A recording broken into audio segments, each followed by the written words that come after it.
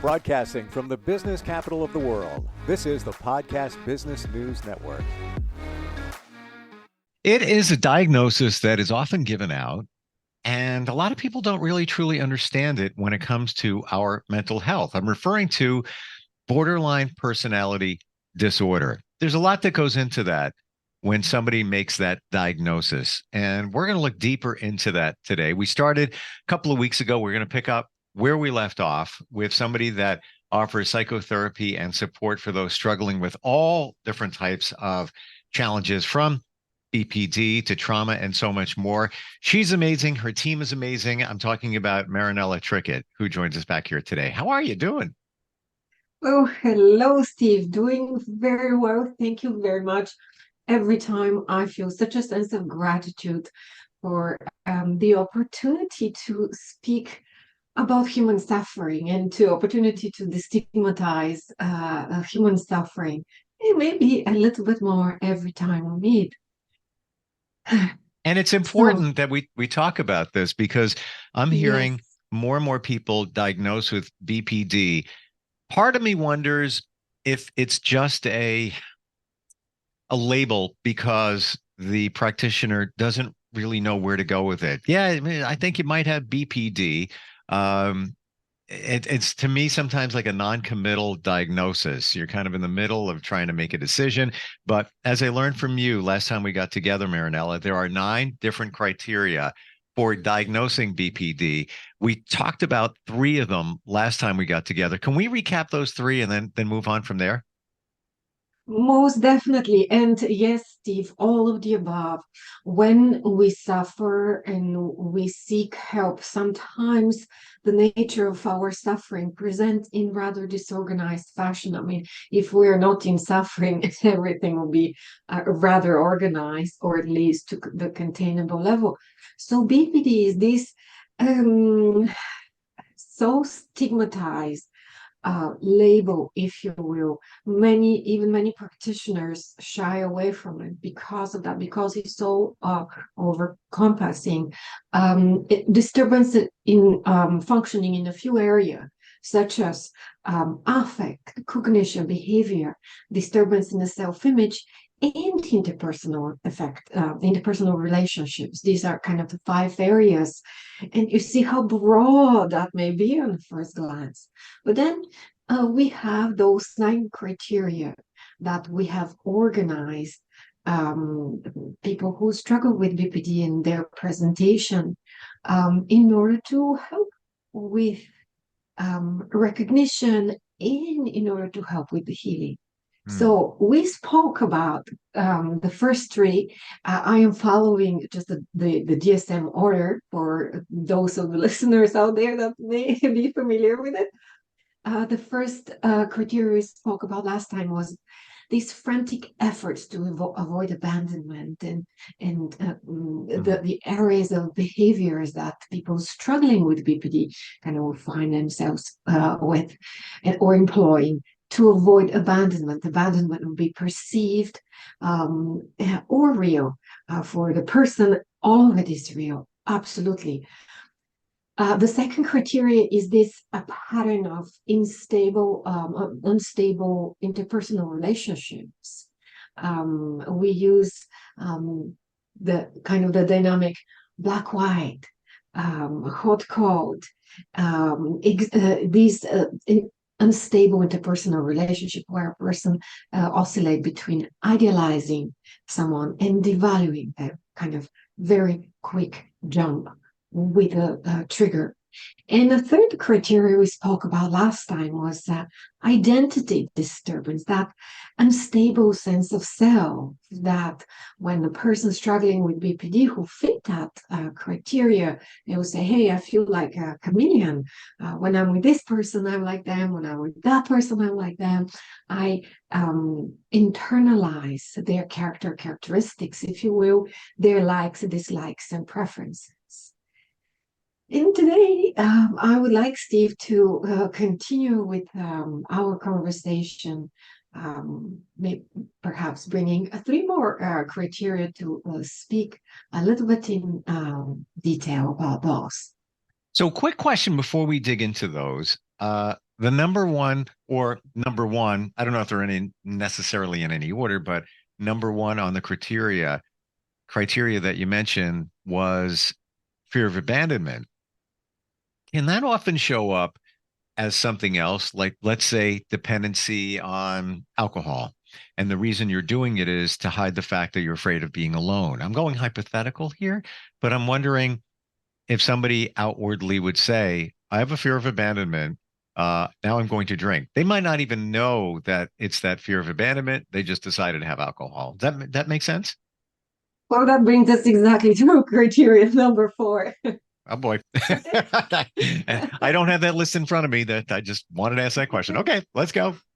That is impulsivity in at least 2 areas that are potentially damaging, or 2 areas of behaviors.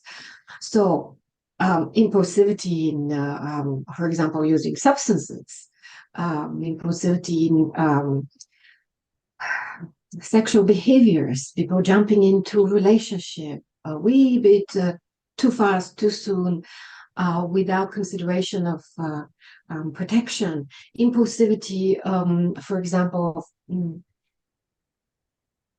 when people switch different types of vocations, shifting from this job to that job to that job. Impulsivity, binge eating behaviors. Shoplifting, for example, it's another example of these behaviors. So when we speak with a person and when we assess, we ask, hey, have you had the occurrence of any one of those behaviors within the past year with somewhat regularity? Yes, yes. So I hope, Steve, that kind of addresses your question. Yeah. Yes, impulsive behaviors, again, without kind of consideration of consequences, really. And again, with some degree of regularity. I mean, Steve, for those of us that are in our middle age and so on, who hasn't been in the teenage years, in young adults, one off, if that happens in the life of a person, that not necessarily mean, hey, we have troubles with impulsivity, with behaviors, with containment. So this is the reason why when we assess and diagnose, we ask this question, have you had these experiences within the past 5 years? Or for some of the criteria, we ask for the last year. But for the behavior Gotcha. specifically, as I mentioned, yes, we look at more comprehensive picture. As I shared, one-off or rather infrequent, hey, this year, that will happen. I went to a wedding and I happened to, something happened there, and that is completely outside of the kind of my regular behavior. And that happened last year or the year before. That definitely would not fit the diagnostic criteria. So other factors we take into consideration along with it.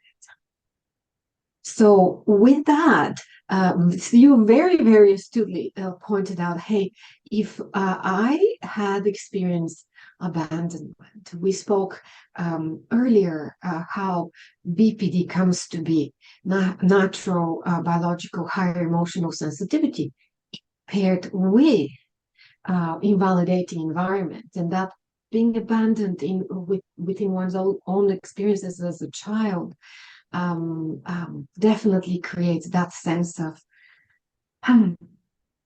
heightened emotional response. And here it is, a few years down the line, that's what's available, substances, behaviors, some disorder eating patterns as well. And that is how kind of thing progress. And if I remember correctly, somebody would need 3 out of the 9 to potentially be diagnosed with BPD. Is that right? For diagnosis, we ask for 5 of 5. those Okay. diagnostic criteria. Yes, and each one of them, I know here We are mentioning it, we give a few examples, but each one of these diagnostic criteria for diagnosis and during the assessment process, we'll go and we'll ask multiple questions. It's not, hey, tell me if you if you have noticed or you have impulsive behaviors. We'll ask um, um, a, a lot of detailed questions. And assessment sometimes lasts for a few hours. So we make sure we do not make this blanket statement about people and their behaviors and their struggles, not only the behaviors, but also their struggles. We make sure we clarify. One of the things I mentioned is the timeline.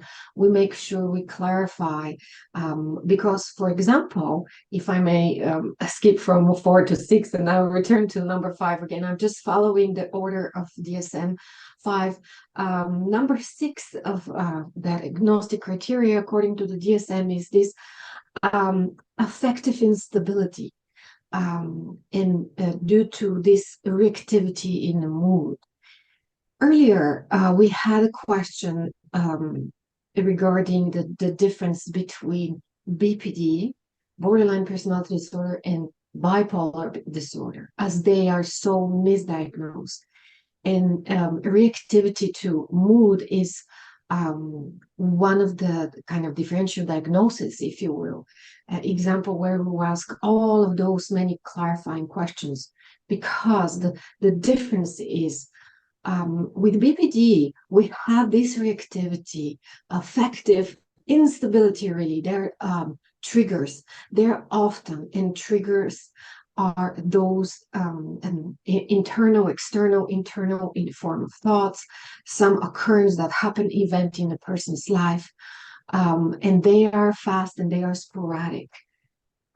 We also observe slower return to baseline with BPD. With bipolar disorder, that mood shift, for example, we have a manic episodes in bipolar disorder, highs and lows, if you will. For hypomania, for example, we have to have at least 4 days of that sustained mood. There are less ups and downs. There are actually way fewer ups and downs, and these moods appear seemingly out of nowhere. The trigger is not a particular event, behavior, occurrence. It's not a response to something that happened. These moods occur and they stay like that. And for a manic episode, the difference again between BPD and bipolar disorders, we're supposed to be in manic episode for 7 consecutive days. And this is a stable, heightened state that comes out of nowhere, as opposed to for those 7 days, for example, that instability, affective instability for BPD will present as ups and downs, multiple ups and downs. And there is always a trigger.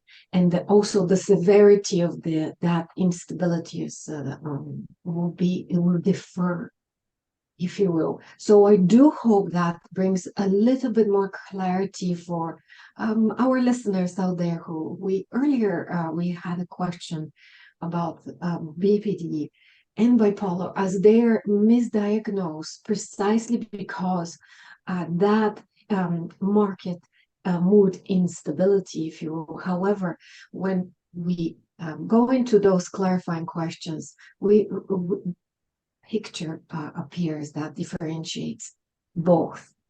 So you say, everybody's capable of, the roller coaster and emotions.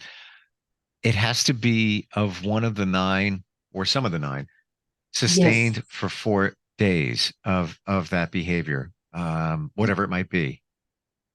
Oh, maybe clarifying. I was talking only about the criteria for BPD. One of the criteria is for BPD, trying to distinguish between borderline personality disorder and bipolar disorder. Okay, gotcha. Yes, for diagnosis for borderline personality disorder, we need to have at least 5 of those criteria that now we are developing over the course of the few of our conversation. So this is the complexity of it, and how there are these 9 criteria for BPD, and from out of those 9, we have to answer positively on at least 5 of them.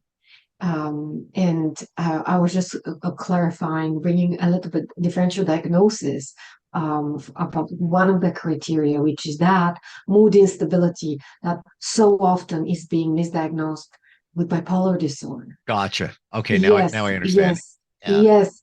For bipolar disorder, I was clarifying for bipolar disorder, we have to have at least, for hypomania, at least 4 days, that stable mood elevation, at least 7 days for mania, that is stable. For BPD is very different.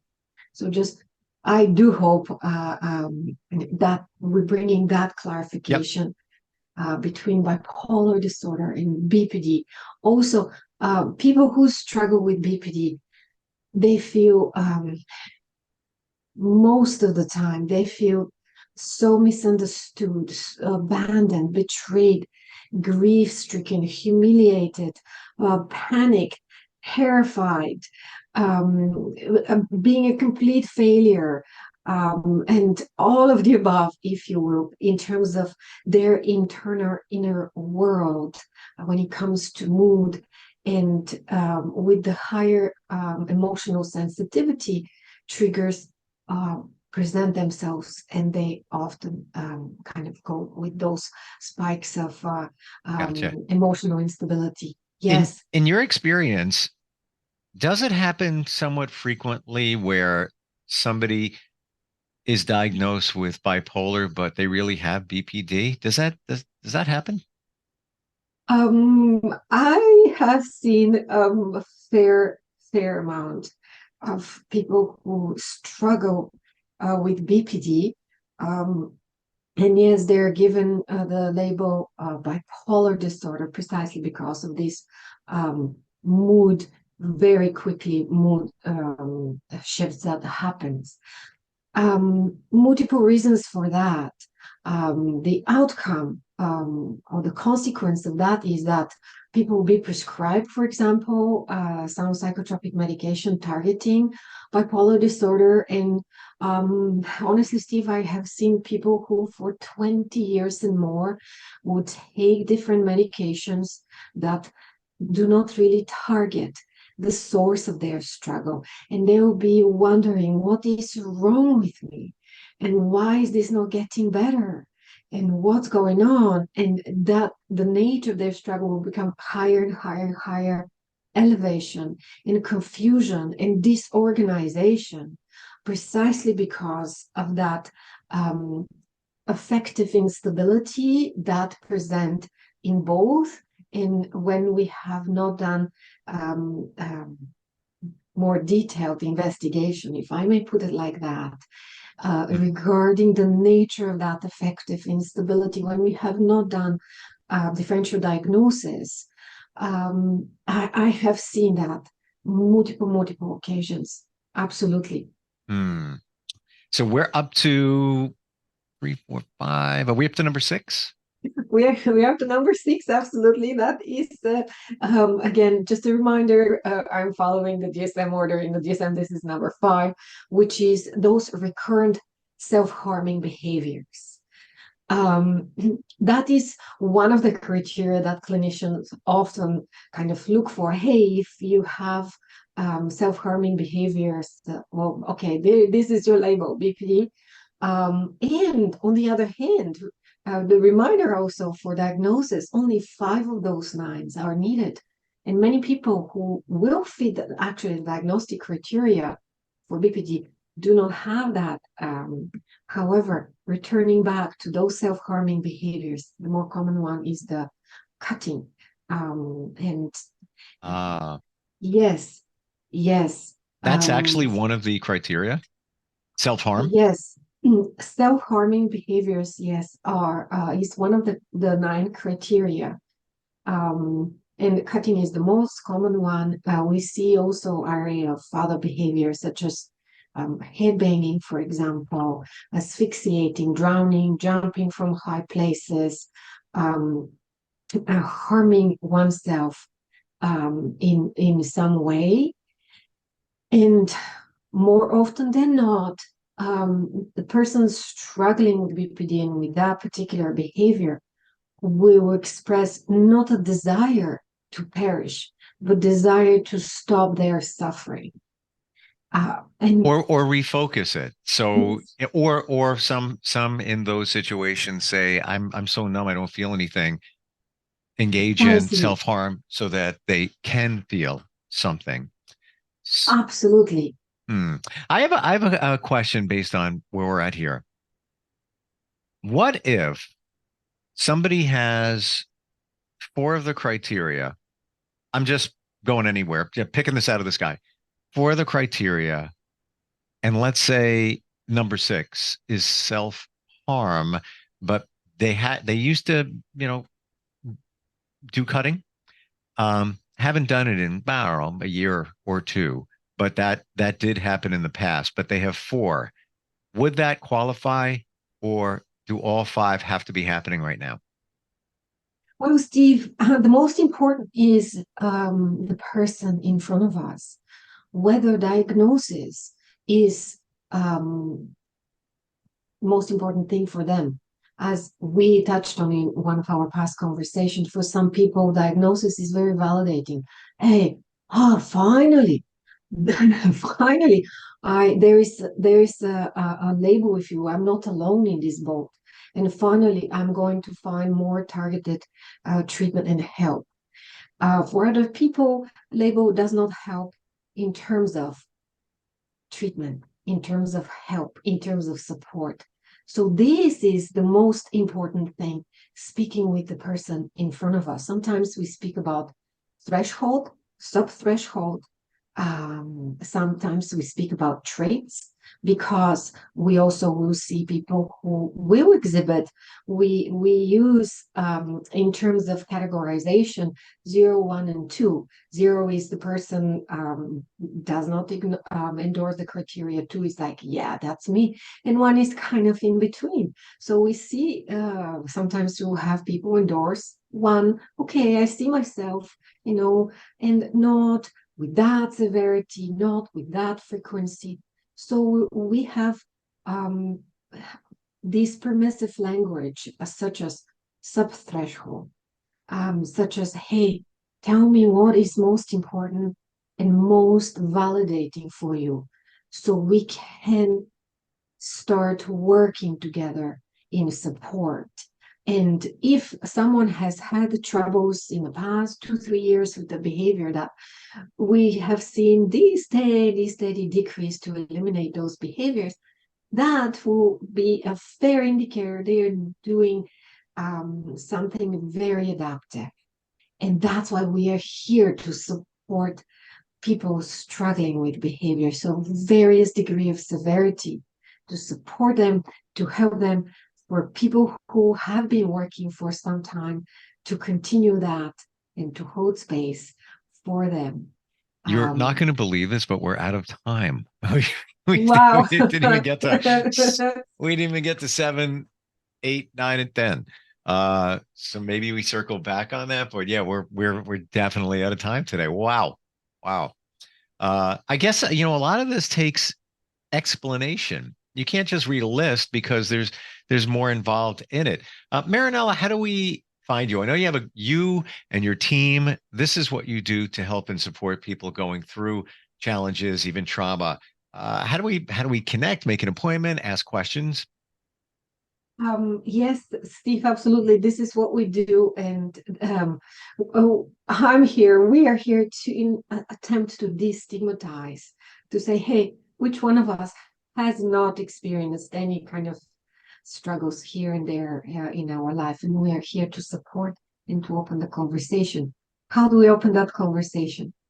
TrickettCounselling.com and TrickettPsychotherapy.com. Our listeners also can send us a direct email, admin@TrickettPsychotherapy.com. Also, we have 2 phone numbers on our website that our listeners can find there. We are here to listen. We are here to support. And in the short period of time that we have here in our conversation, trying to bring somewhat of an organization, continuing our conversations about that human suffering. Love having you on. I love your empathy and care for people. Even just to set the record straight, what BPD is, because in my experience and hearing from others, it's kind of a diagnosis that gets thrown out there. But unless you really adhere to the criteria, you really don't know if somebody is dealing with that, and or maybe it's bipolar disorder. So thank you very much for all of that. I really appreciate it.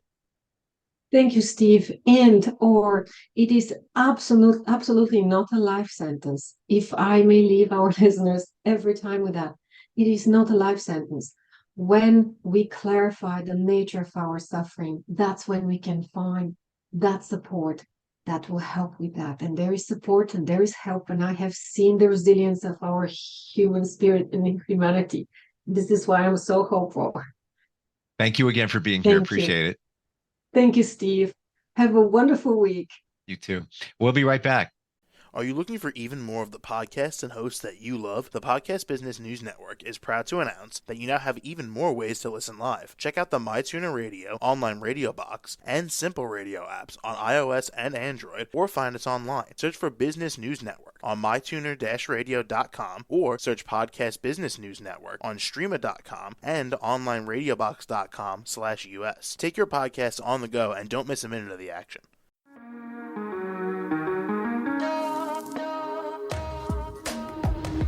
Broadcasting from the business capital of the world, this is the Podcast Business News Network. For nearly 2,000 severely injured veterans, everyday life has become filled with barriers. Day-to-day simple tasks can become pretty daunting. I have to carry my chair up 2 flights of steps or have somebody do it for me. What scares me the most is just the falling.